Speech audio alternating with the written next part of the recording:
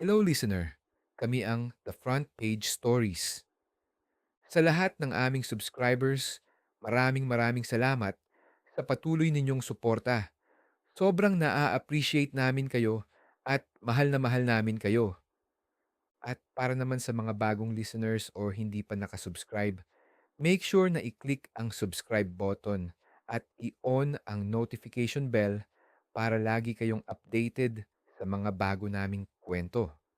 At kung maaari, huwag din sana ninyong skip ang mga ads na lumalabas sa aming mga videos.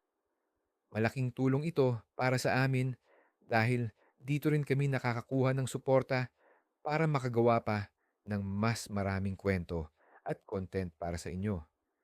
Kaya relax lang, isuot ang inyong headphones at ihanda ang sarili sa kwentong ating susundan.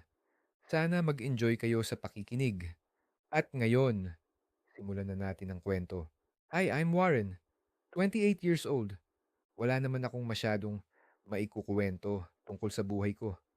Kasi, sa totoo lang, hindi naman ganoon ka-interesting ang naging takbo ng araw-araw kong buhay. Simple lang ang routine ko. Trabaho, bahay, responsibilities, at kung minsan, mga bagay na ginagawa ko para kahit papaano ay makapagpahinga at makalimot ako sa stress.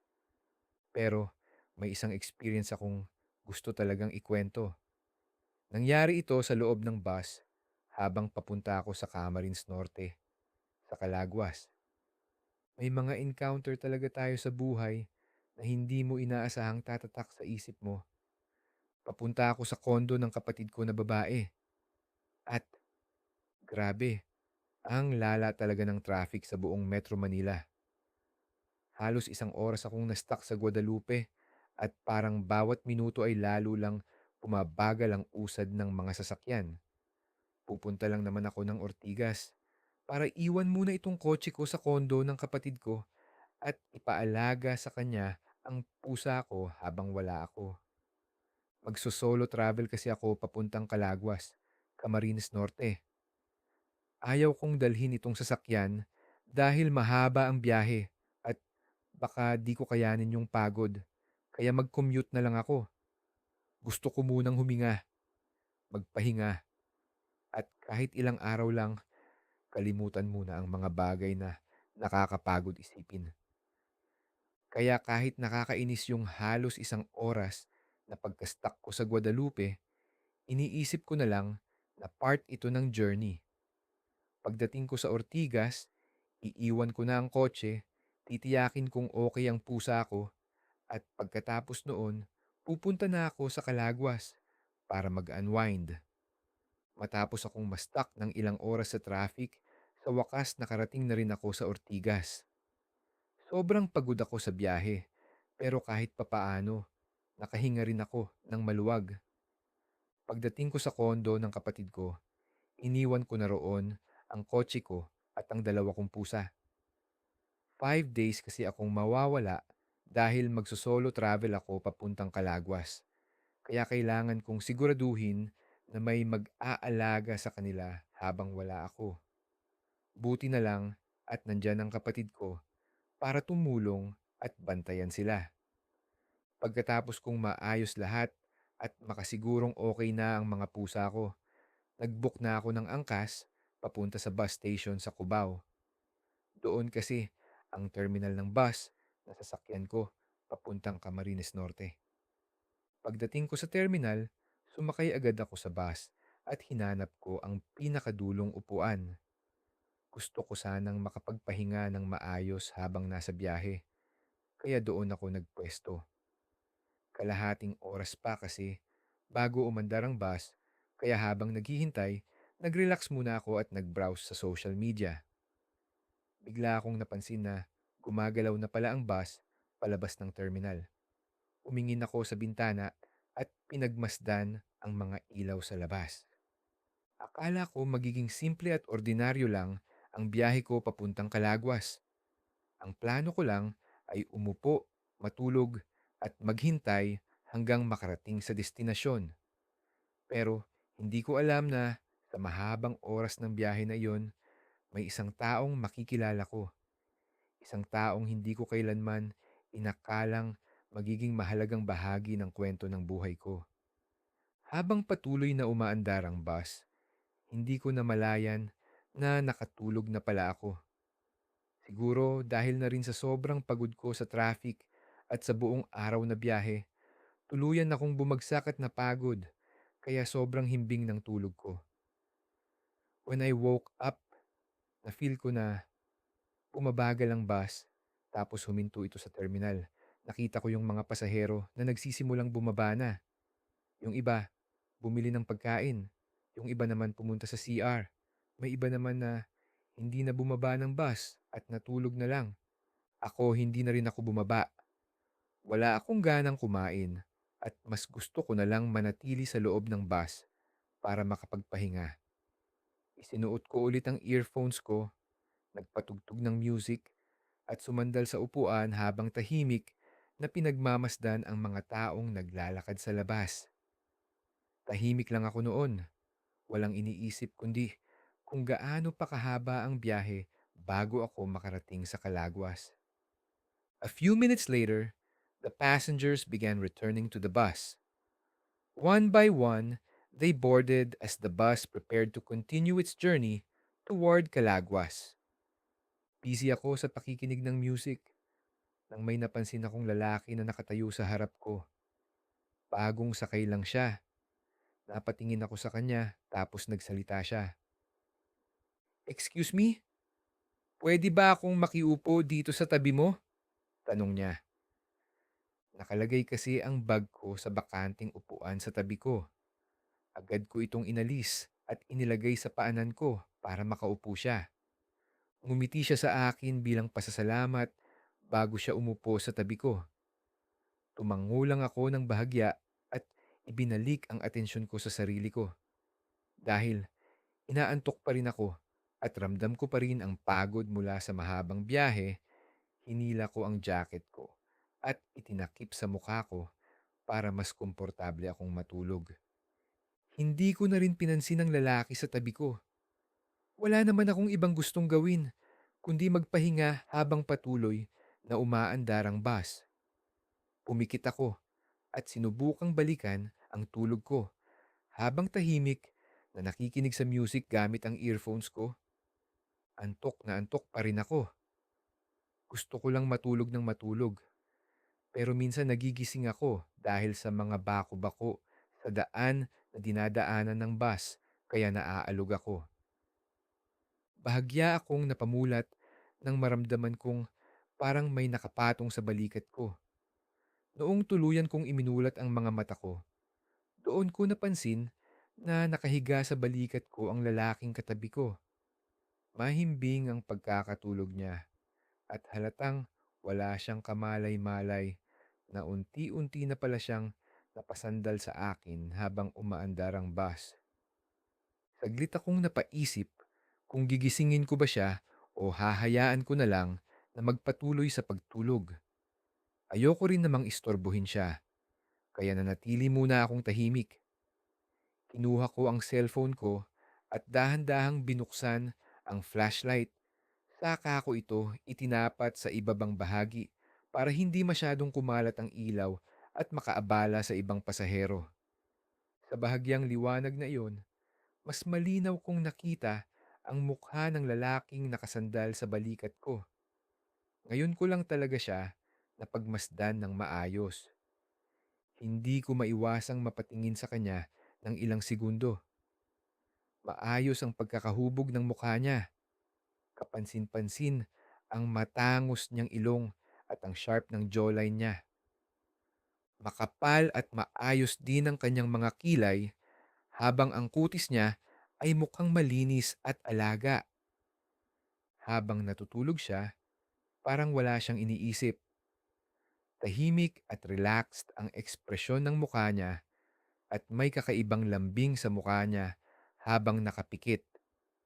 Napangiti ako ng bahagya sa sarili ko. Hindi ko man gustong aminin, pero gwapo talaga siya. Hindi ko maiwasang mapatingin sa kanya ng paulit-ulit. May kung anong kakaibang atraksyon akong nararamdaman habang pinagmamasdan ko siya. Attracted ako sa kapwa ko lalaki. At wala ni isang tao ang nakakaalam tungkol dito. 2 taon na ang nakalipas mula nang magkaroon ako ng boyfriend. Siya ang una at nag-iisang lalaki na naging parte ng buhay ko. Sa kasamaang palad, nauwi rin sa hiwalayan ng lahat.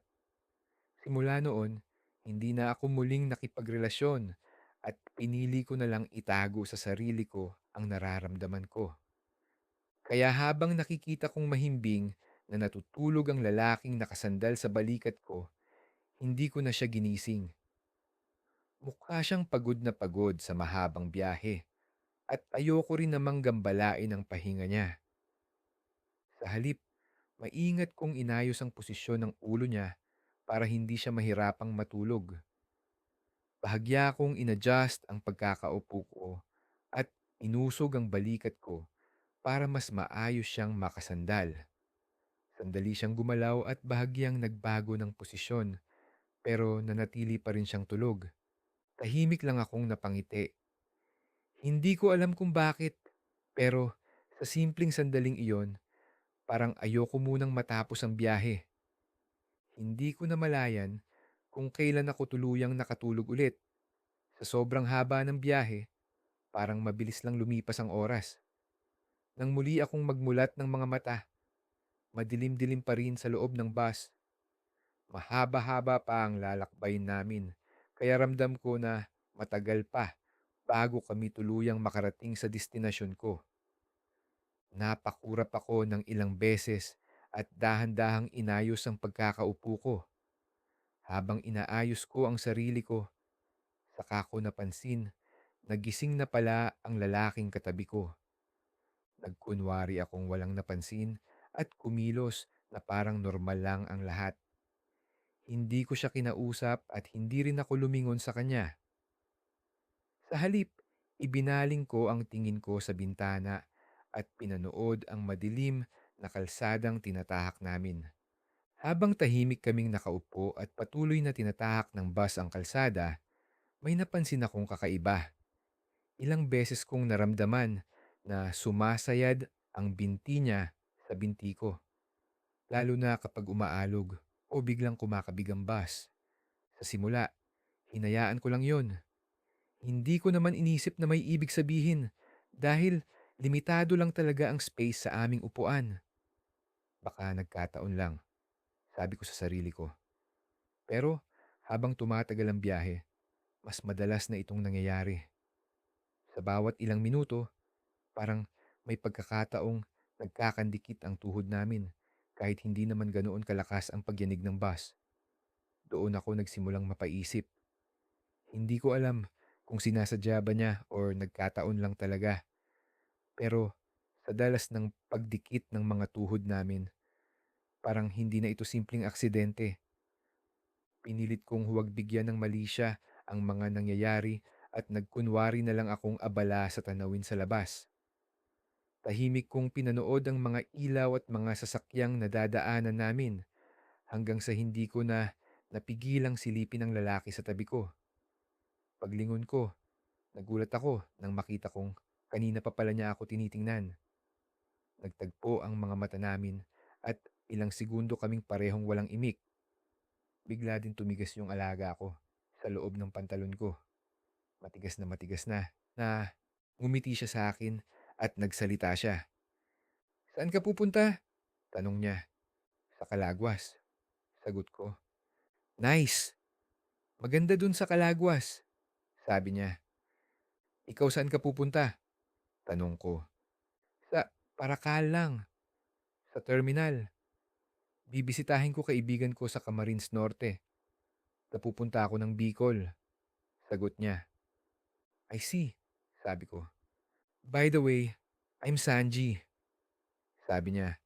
Tapos inabot niya ang kamay niya sa akin para magpakilala. "I'm Warren," sabi ko tapos kinuha ko yung kamay niya. "Nice to meet you, Warren," sabi niya. Mula nang magsimula kaming mag-usap, tuloy-tuloy na ang naging kwentuhan namin. Kung ano-ano ang napag-usapan namin habang patuloy na bumibiyahe ang bus. Mula sa mga simpleng bagay hanggang sa mga personal na karanasan. Habang lumilipas ang oras, napansin kong mas nagiging natural na ang pakikipag-usap namin sa isa't isa. Wala na yung hiya at ilangan. Hindi naman siya nag-open up ng direkta tungkol sa personal niyang buhay at ganoon din ako. Pareho kaming maingat sa mga bagay na gusto naming sabihin. Pero habang nakikinig ako sa paraan niya ng pagsagot, sa mga kilos niya at sa ilang mga pahapyaw niyang kwento, may pakiramdam akong may pagkakapareho kami. Ramdam ko din na pumapatol din siya sa kapwa lalaki. At tama nga ako, pumapatol siya sa kapwa lalaki. Part din siya ng LGBTQ pero walang nakakaalam. Habang nag-uusap kami, naramdaman ko na hinahaplos niya ang binti ko. Tapos bigla siyang bumulong sa tenga ko ng mahina. Gusto mo jubo ko ang tarob mo? Kanina pa kasi matigas yan eh. Kitang-kita oh. Gustong kumawala, sabi niya. Bigla akong nahiya sa sinabi niya at nakaramdam ng init sa muka. Pero dahil madilim naman sa bus at patay ang mga ilaw at tulog ang mga tao, nagpaubaya ako sa kanya. Nagtaas baba siya. Ramdam ko yung init ng kanyang ginagawa sa tarob ko. Halos ilang minuto din niyang ginawa ang pagpapaligaya sa akin. Nakapikit lang ako. At ang naririnig ko lang ay ang huni ng makena, ng bus at mga sasakyan na nadadaanan namin. Hangang sa umabot ako sa pinakarurok at pagkatapos nun, bumalik kami sa pagtulog. Dahil mahaba pa ang natitira naming biyahe, napagdesisyunan naming magpahinga ulit. Ilang sandali pa lang ang lumipas nang maramdaman kong dahan-dahan niyang isinandal ang ulo niya sa balikat ko. Para bang wala na siyang pag-aalinlangan at sobrang komportable na siya sa tabi ko. Kahit ilang oras pa lang naman kaming magkakilala. Pagdating namin sa terminal sa Camarines Norte, doon na kami tuluyang naghiwalay ng landas. Magkaiba kasi ang destinasyon namin, kaya bago kami bumaba ng bus, nagpaalam na kami sa isa't isa. Paano ba yan? Dito na ako, sabi niya. Sige, mag-ingat ka, sagot ko. See you sa Manila, sabi niya habang nakangiti.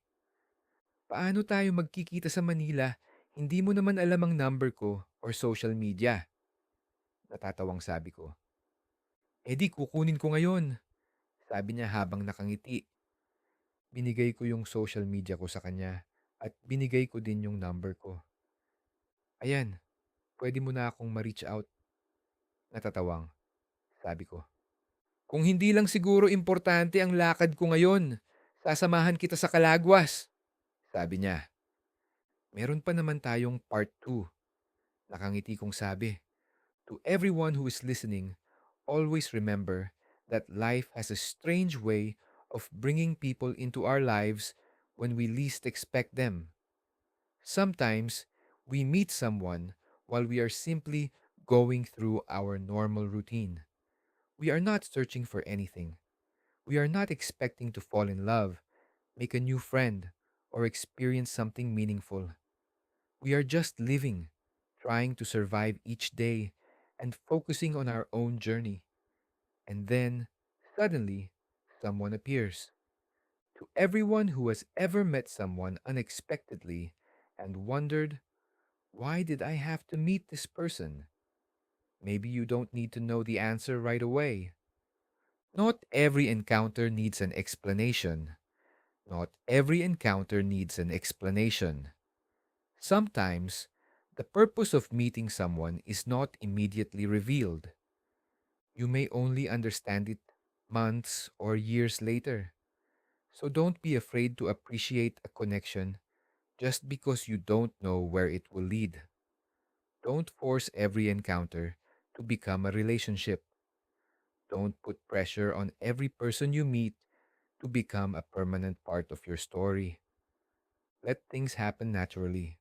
Kung umabot kayo hanggang dulo ng kwento, maraming salamat sa pakikinig at pagsuporta sa The Front Page Stories. Huwag ninyong kalimutang mag-comment at sabihin sa amin kung ano ang pinaka nagustuhan ninyo sa story. Gusto rin naming malaman ang inyong mga thoughts, reactions, at kung may mga bahagi ng kwento na talagang tumatak sa inyo. Kung meron din kayong suggestions, ideas, or mga kwentong gusto ninyong marinig, i-comment ninyo lang sa baba. Malaking tulong ang inyong feedback para mas mapaganda pa namin ang mga susunod naming kwento. At again, huwag kalimutang mag-subscribe sa The Front Page Stories at i-on ang notification bell para hindi ninyo ma-miss ang mga bago naming uploads.